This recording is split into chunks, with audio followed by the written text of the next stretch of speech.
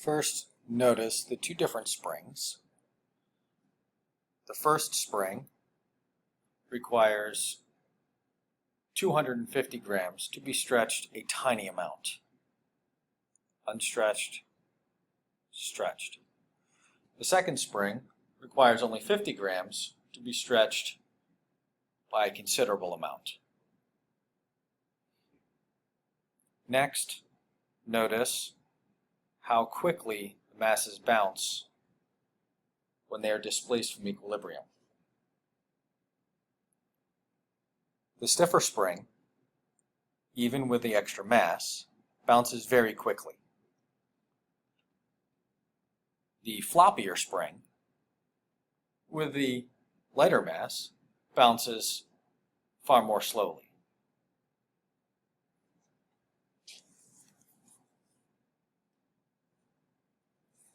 Let's talk about simple harmonic motion.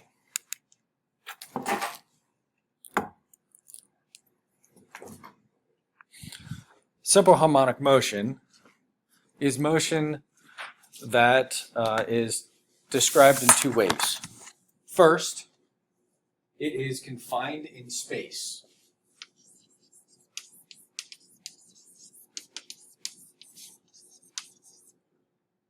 That is, the objects, the masses on the springs, they don't leave the general area in which they start out. And simple harmonic motion repeats indefinitely.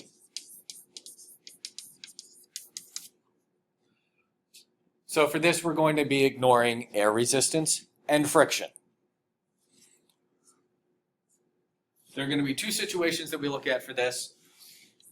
They are mass on a spring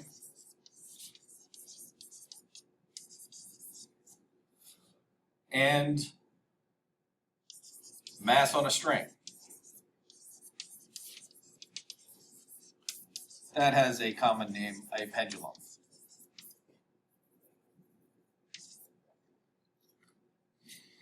The rest of this video is going to focus just on the mass on a spring, and we'll leave the pendulum for a different video. All right, now, simple harmonic motion is analogous to circular motion.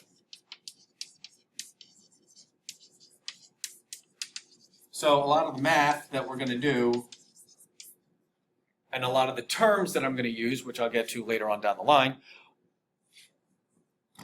we already saw in circular motion. So let's take a look at the stopper on a string that we've looked at before. And if I swing this guy in a circle, well, you can see that I'm swinging it in a circle, but it's hard to see the stopper as it moves in a circle. But you can see the circle, you can see that the stopper is moving in a circle, and you can see that the stopper is moving at roughly constant speed. But what if I take it and I turn it so that your eyeball is looking along the edge of the circle? It's a lot harder to see the circle now, and mostly from this angle it looks like the stopper is going up and down and up and down and up and down. And up at the top and at the bottom, it sort of looks like it stops moving momentarily because those are the extremes of its motion.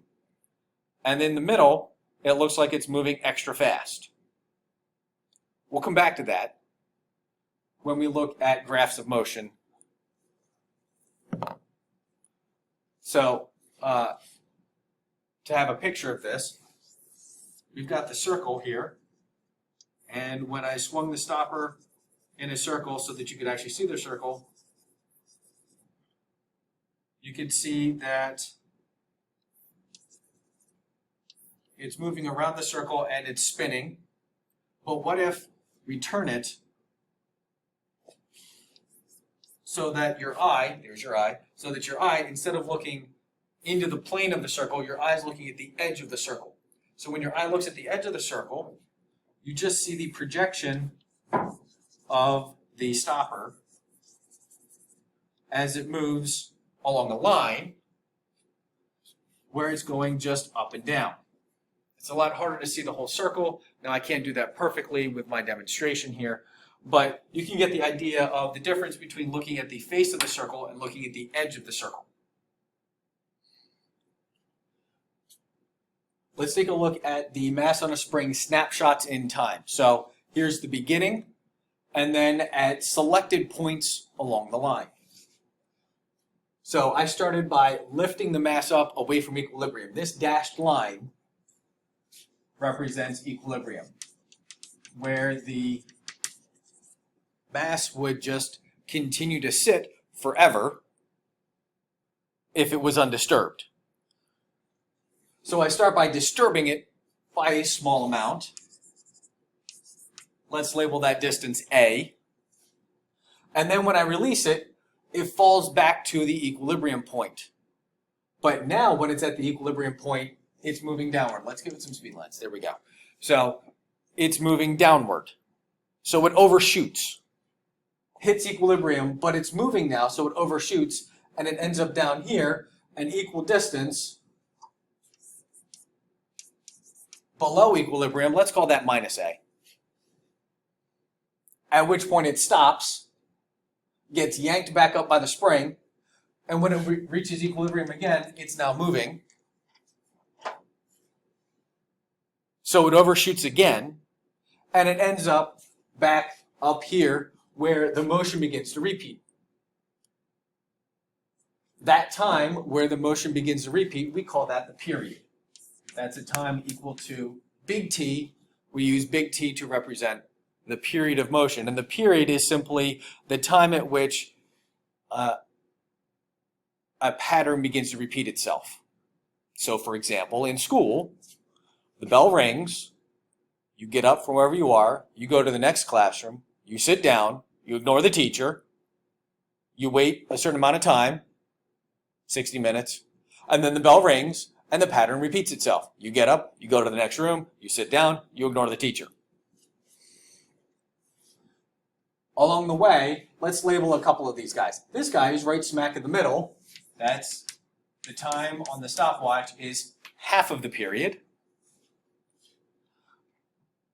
At time equal to 0, at half the period, and then at the full period time, when I've started my stopwatch, when I've chosen to start my stopwatch,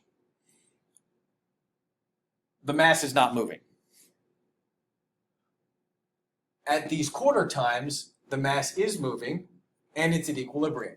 So T equals T over 4, and T equals 3T over 4. We're going to use this to make some graphs of motion, because we're going to look at the kinematics of simple harmonic motion next. One more comment about equilibrium. Remember, the point of equilibrium is that the forces are equal, and if the forces are equal, that means the acceleration is 0. So if the forces all add up to be equal to each other, that means they add up to 0. And if the forces add up to 0, that means the acceleration at equilibrium of the block is 0. And that means the position is the velocity is a maximum. And along with that, the displacement is 0. This is at equilibrium. So let's move over and take a look at kinematic graphs and the kinematic equations of motion for simple harmonic motion. The way I've started this guy is I'm going to start with the mass displaced from equilibrium. I'm going to have my stopwatch here, and I'm going to hold it up, and right when I let go, I'm going to start my stopwatch. So I am starting with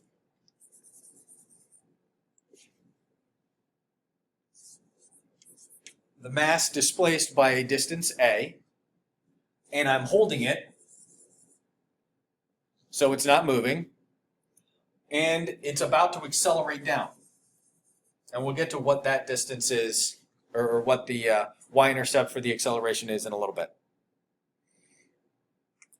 And then the first thing that happens with it is because it accelerates downward, it falls. It's going to have a negative velocity, and it's going to reach, after 1/4 of the period, it's going to reach the equilibrium.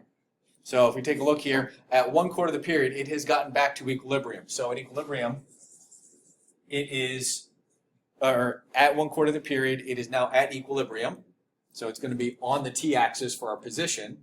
For velocity, it's going to be moving downward. And it will be moving downward with its maximum speed. But the down for velocity means that it's going to be negative. And the acceleration is now going to be 0 because at equilibrium, the forces are 0. Like that.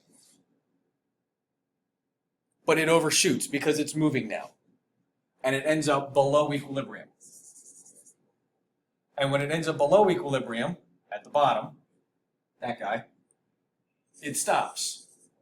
And when it stops, it's going to start getting yanked back upwards by the spring to get pulled back towards equilibrium. So it's going to end up back at equilibrium, where it's now moving upwards. So the velocity is moving upwards. But at equilibrium, the acceleration is 0 again. And it overshoots and ends up back where we started. So it ends up back where we started, where it is above equilibrium, it is not moving, and it's about to fall down again. Whoops. It's about to fall down again.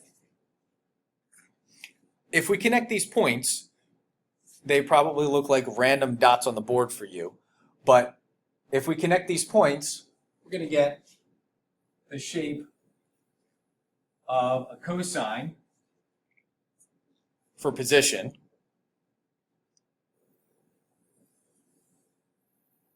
Negative sine for velocity.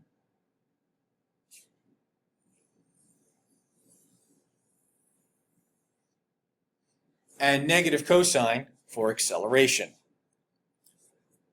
When we fit an equation to this,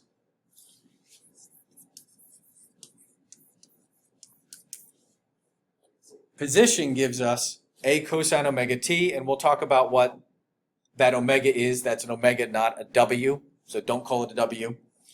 Now remember, our relationships from way back between position and velocity. Our velocity is the derivative of position. So if we take the derivative of a cosine omega t, this is a trig function with a coefficient inside the trig function. The derivative of the cosine is the minus sign, and the derivative of omega t is just omega. So minus omega comes out, a goes along for the ride, and cosine turns into sine. Now again, remember the relationship between velocity and acceleration. Well, acceleration is the derivative of velocity. So we'll take the derivative of velocity, and we still have a trig function there, and we still have an omega inside the trig function. So the derivative of sine is cosine, and the derivative of omega t is still omega. So we have another omega coming out. This minus goes along for the ride, it doesn't go away. We get another omega to multiply here. The a goes along for the ride, and the sine turns back into cosine. And you will have seen those relationships between sine and cosine and derivatives in your calculus class.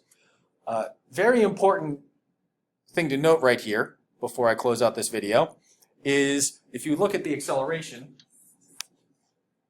we have a cosine omega t there again. Well, that's the position.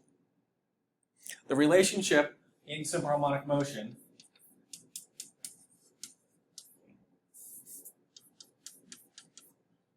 between acceleration and position is that the acceleration is the position times a negative constant. So all the accelerations at any time is simply the position times a negative constant. And we will use this when we look at the forces on a mass on a spring.